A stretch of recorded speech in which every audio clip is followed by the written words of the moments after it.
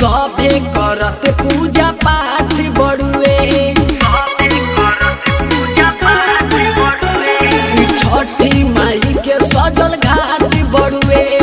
सबे करत पूजा पाठ बड़ुए देवरू माथे पदौरा उठाल ना हो देवरू माथे पदौरा उठाल ना हो कोसी भरे खाती उखिया लिया ना हो कोसी भरे खाती उखिया लिया ना हो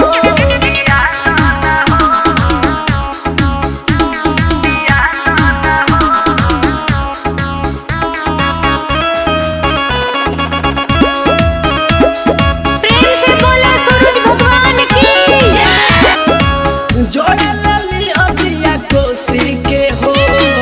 छठी माई के हम व्रत करे हो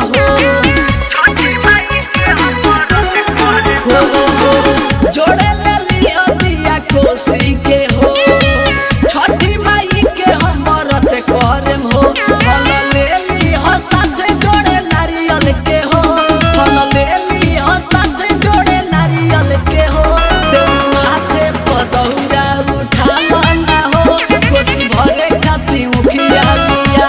ना हो